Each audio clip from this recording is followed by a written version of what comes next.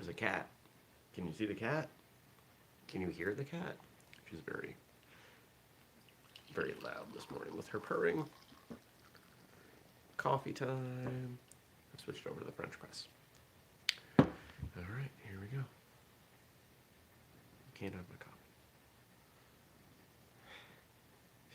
Don't leave my coffee alone. 3, 2, 1. Good morning, everybody, and welcome. Today is Monday. It is May 24th, 2021. My name is Jeremy, and this is my first cup of coffee.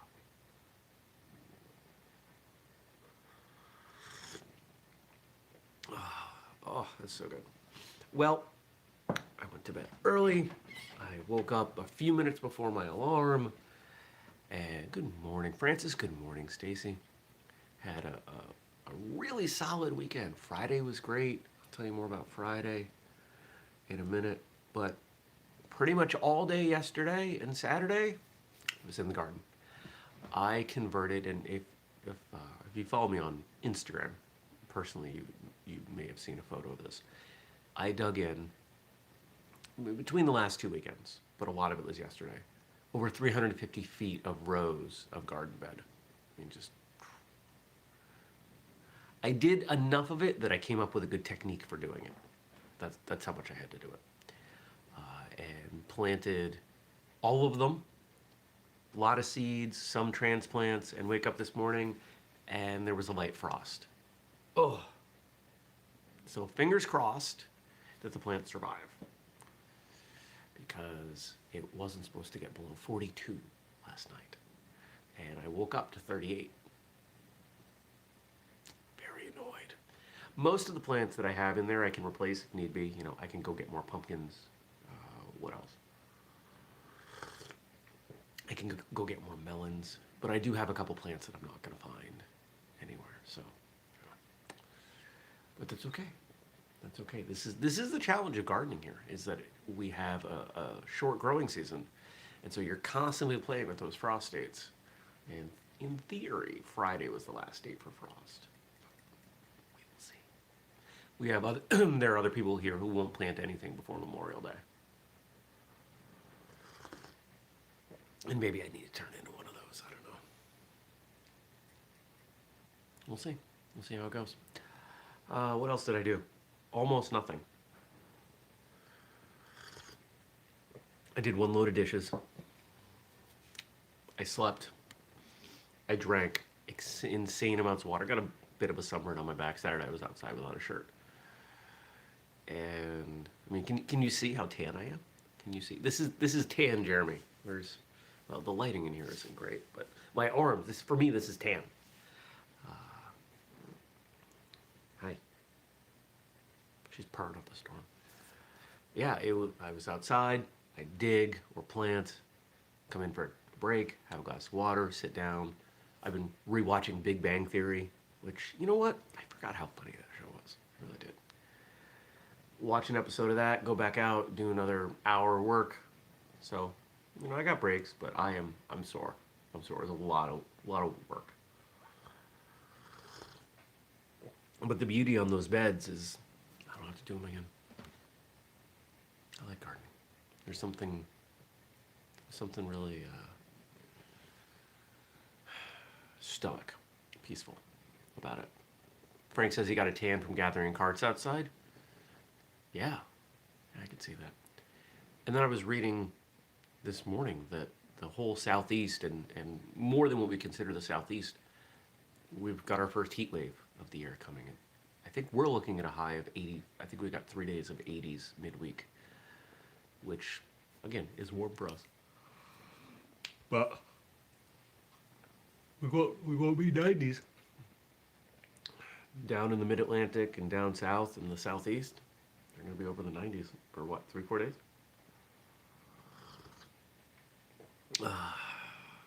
Friday, said I'd tell you about Friday.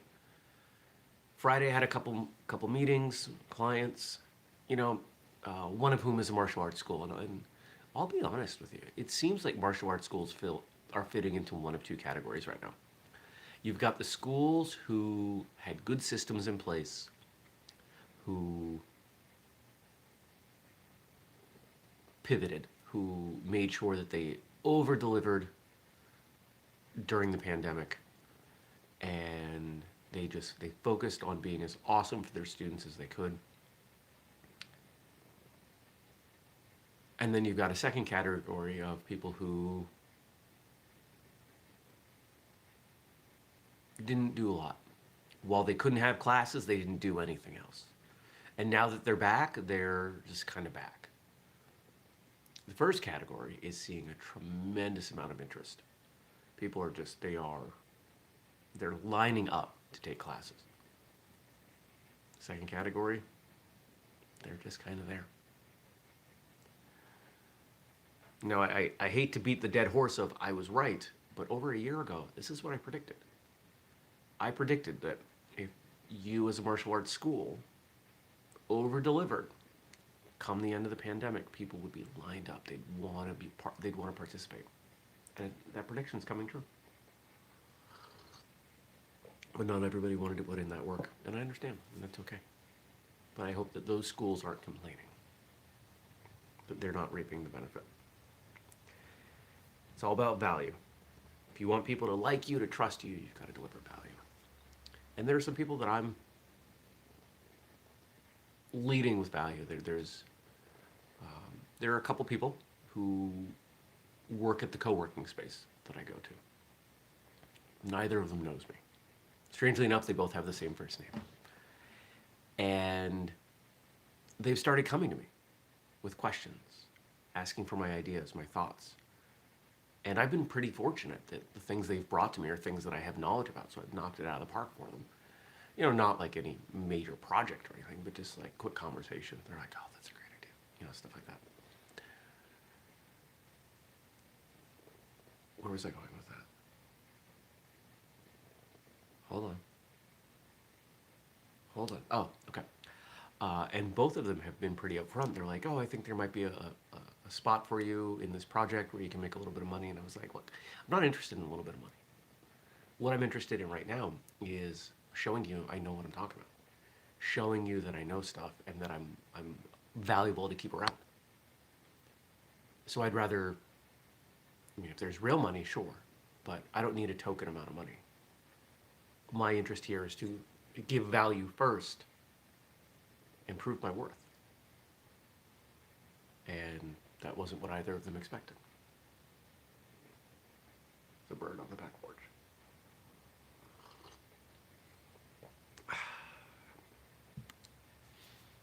What's that saying? Stacy says she can hear the purr. Good, I hope so. She is loud. She really is. There are times that I've been in here, and it's been quiet or whatever, you know, I don't have the TV on or something. She's in the bedroom, which is 30 feet that way, around the corner, 35 feet, and I hear her snore. Like, what is that noise? And I follow, and it's her snoring. Right? There's a saying, nobody cares how much you know unless they know how much you care. It's the same idea. Frank says, yes, if you want to be blessed, then you must become a blessing. Yeah.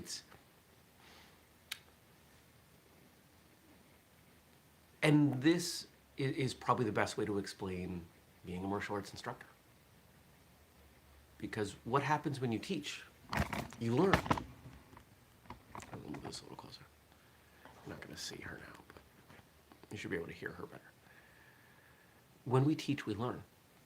I've never learned more in a 2-year span than the 2 years I spent teaching with my own school. It's amazing. When you prioritize other people, when you serve, a lot comes back around. I did an episode, and I remember where I was when I recorded this, because it hit me like a ton of bricks. I was in a car I don't have anymore. Sad. But I was driving. I was in Maine, and I recorded an episode on martial arts as service, and not the teaching part necessarily, but the idea of going to class. What if you? How effective is martial arts when you're solo? Not super effective. How do you learn? How do you understand implementation? It's less fun. In pretty much every way, martial arts is better with other people. Now, what about if you think about your attendance in class or going to a competition or something like that as being for other people? What if you're serving the martial arts community in doing so? It's not the only way to look at it, but I think it's an interesting way to look at it. You want to lay down? You want to settle in? Make my life easier. There you go. Cat. Cat on the lap.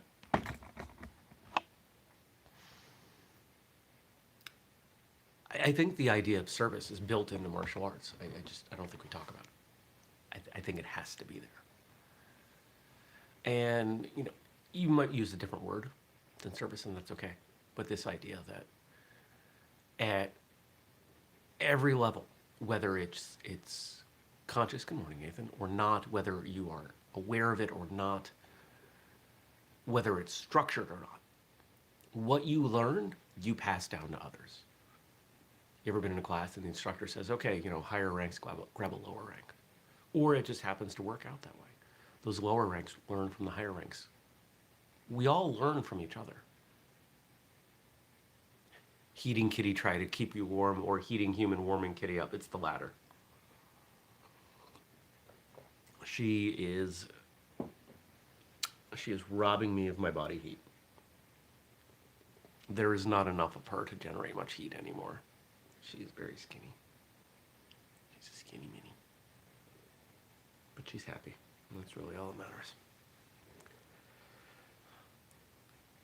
She's doing her very high-pitched purr. And the reason I bring up service, as martial arts is when I talk with these schools, they're doing everything they can to deliver value. They're providing great amounts of service to their students, their existing students, the families, the prospective students. And I'll give you a suggestion that I've given time and time again, and very few schools take me up on it. But it's a suggestion that popped up during one of my calls on Friday. Extracurricular activities. If you want to make your school, if you're a school owner, if you're an instructor, if you want to make your school an indispensable part of someone's life, you have to bring in a social component to it. This is something that if you look at CrossFit has done a phenomenal job of. Martial arts schools do a terrible job of this overall. Offer a special Friday night or Saturday afternoon training. Make it free. Do it once in a while. And invite everybody to stick for a potluck. Everybody sticks around after. When I think of the individuals who've trained the longest, most of them have friends within the martial arts. So if you can foster friendships within your school, people are less likely to leave. Becomes a family, becomes a community.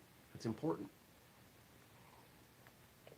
And there's no cheaper way to do that than have a barbecue or something on a weekend. Don't underestimate it. It's big. It's really big stuff. If you find that when you have, a summer camp event and people stick around and they don't want to leave, that's proof that there's pent-up demand. People want this stuff. Give it to them. Oh, I have bug bites all over my body. No, mostly my arms. And my legs. So many bugs. I was literally wearing mosquito net most of the weekend because there are a lot of bugs right now, and it's gross. And they bite me. And I don't like bugs on my face. Not fun. Well, I think that's a good opening. Let's see what you guys gave me to talk about. Ugh. I don't know why I just did that. That's not the thing I do. Hold on.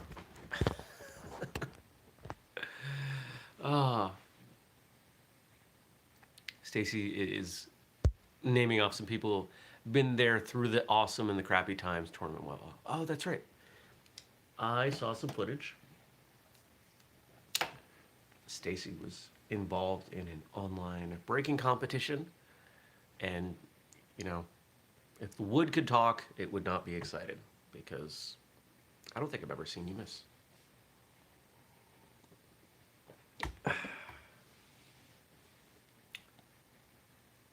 You're slipping. You're gonna fall. You're gonna fall. Come here, goober. I'm not fully awake. This is what happens when you were. Let's see. I was outside yesterday at 8:30, and I think I finished up at 5. So yeah, there were breaks in there, but that's still. It was probably a solid 5 hours of digging and planting, and maybe 6 lifting and carrying and squatting and. No, that comment's not showing for some reason. Oh, Facebook, you're annoying. I mean, YouTube, you're annoying. Thanks, Frank. All right. So, May, cat, she's going to get mad at me for readjusting her. If you hear her hiss, this is why. Her tolerance for such things has gone down dramatically. She's old. 21 and a half. And now she's burping at me. May is Military Appreciation Month. So this week we're going to take a look at the Medal of Honor. To start the week off, let's look at some interesting facts from the Congressional Medal of Honor Society's website.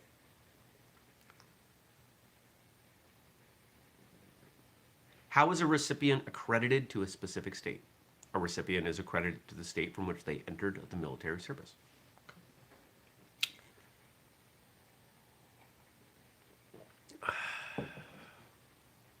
You know the nice thing about the French press is I still have more coffee in here. Which U.S. states have the most recipients accredited to them? New York has 674, Pennsylvania has 382, Massachusetts 265, Ohio 254, Illinois 207. You know, I have to confess, I've heard about the Congressional Medal of Honor. I have a rough idea of what it's about, but I never thought about it. I don't know that I've met a recipient. And the next question is why they're called recipients. You know, one of the things that I will say about martial arts is we seem to be very polarized on recognition, in all of its form, whether that's competition or rank or awards, titles. People are either very much into them or seem to be not. There doesn't seem to be a lot of middle ground, or maybe just the middle ground doesn't talk about it.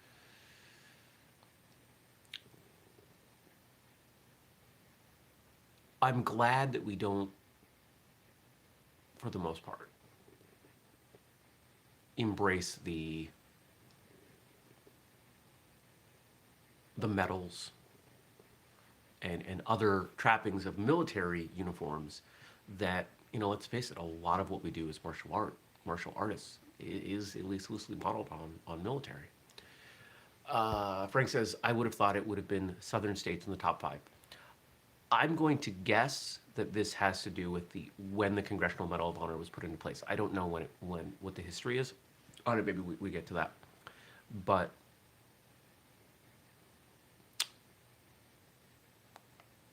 I think the number of people entering, so like New York, people have been going into the military from New York for longer than, say, Florida or Alabama.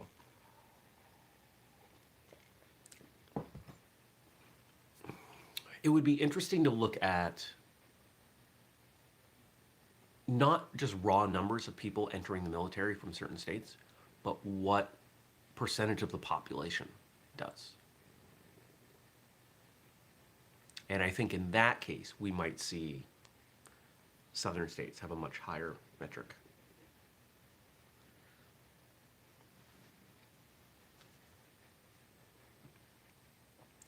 Why are they called recipients and not winners? The living recipients do not view the Medal of Honor as something that was won, like one might win a race. They view the medal as something that was bestowed upon them to carry as a symbol of the sacrifices of all who have served.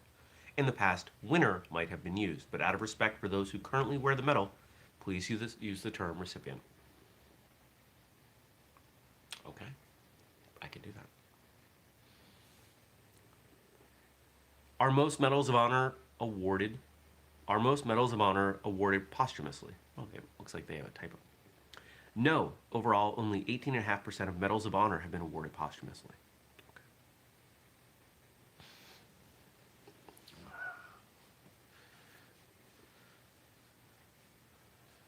We've done the posthumous black belt thing before. If you want to listen to an incredibly intense, tear-jerking episode, I think this was in the first 100, definitely in the first 200. Rabbi G, Rabbi Goldberg of Kids Kicking Cancer, came on the show and told some stories, and one of them involved awarding a posthumous black belt, and it was heavy. It was, muting my microphone while I cried, but in the best possible way. I mean, just a powerful story, and it's a wonderful organization. And if you have the chance to contribute, I hope that you do.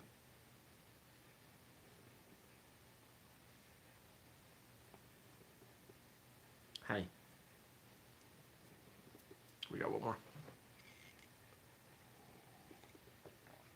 It's nice to see so many people joining live on a Monday. Helps me wake up. I was out. I went to bed before 9 and laid down and just crashed and was aware of nothing until 5:30 when the light on the alarm clock was full blast. Just kind of laid there and went, oh, I've been sleeping for 8.5, 9 hours.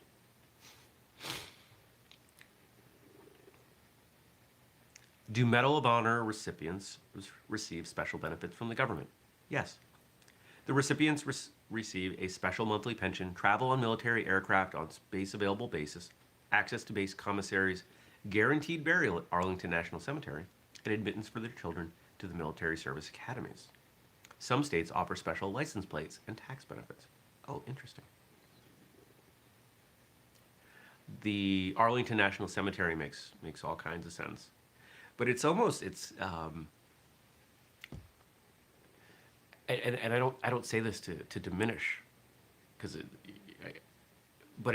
it feels like being part of this like super special club, and you're like, Congressional Medal of Honor. Can I come on your plane? Congressional Medal of Honor. My kids go here free. You know, that kind of stuff. Like, how fun is that?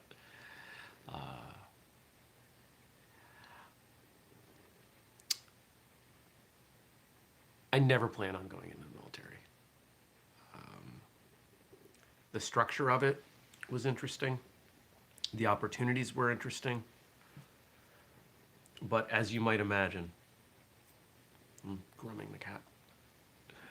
As you might imagine, I am not the best at following orders, especially orders I don't understand or agree with. I've gotten a lot better, but at the time that I would have enrolled, you know, time at 18, 19, was not good at that. So it would have been a challenge for everybody. I don't think anybody would have done well with me doing that.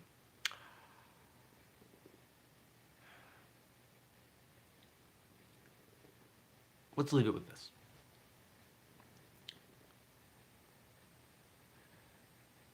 The military, being part of it, is one of, I don't even know how many subjects these days that it seems like we can't talk about. And I'm not going to speak for or against any military effort, any campaign, any goal, any target. I'm just going to speak generally about the people. Just as people check out martial arts and train for different reasons, people join the military for different reasons. Some of them, it's a way out. Some of them, somebody inspired them. They want to follow in someone else's footsteps. Others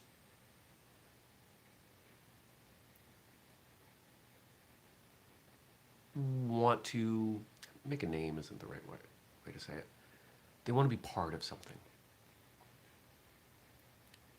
I suspect a lot of people have multiple whys, and I'm sure it's a much longer list than I just gave. And one of the things that we struggle with is understanding somebody else's why. Within the martial arts, when we get into arguments, usually it's because we have differing whys. Well, that style, person, competition, form, whatever, right? So many things that we argue about. But it all comes down to the why.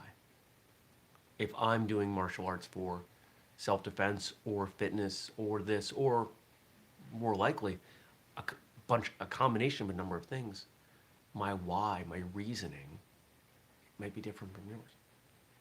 And so judging that, disagreeing with the way somebody spends their time training, it's just silly. It's wasteful.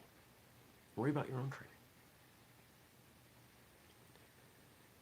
To bring it full circle, these martial arts schools I talked about at the top of the episode that are doing really, really well right now, it's because they modeled great behavior. Yeah, some of them were public about their disagreement with certain COVID restrictions. I wasn't supposed to say that word.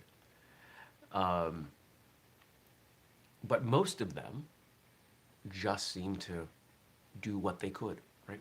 You know what I say, do what you can with what you have where you're at. They did the best they could within the parameters that they had. And others saw that. Others saw that they were setting an example. And now they want to be part of that organization.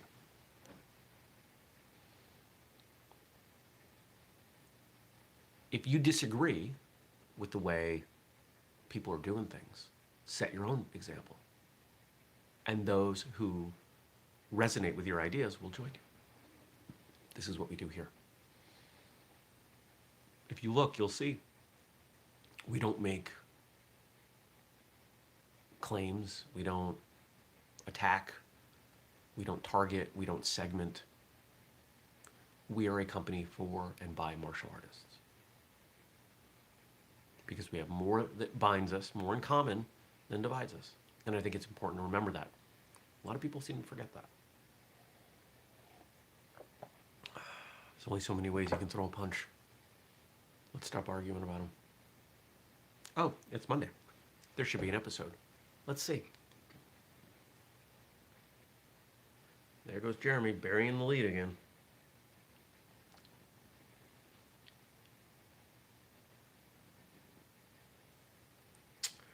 Oh, is that this one? I think it's this one.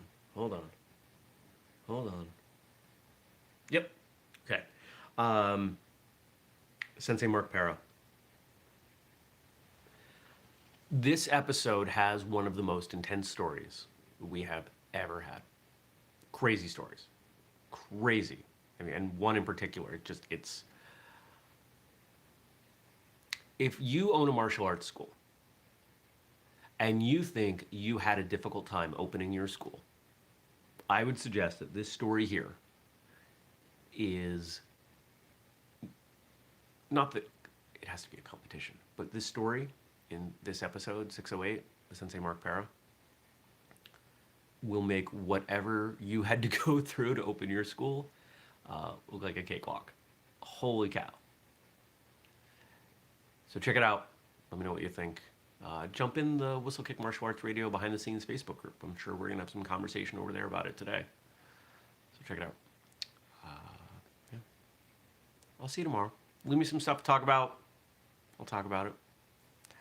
If you're new, hit subscribe, turn on notifications. We do the show every weekday, 6:30 a.m. U.S. Eastern Time here on YouTube. You can listen to it later.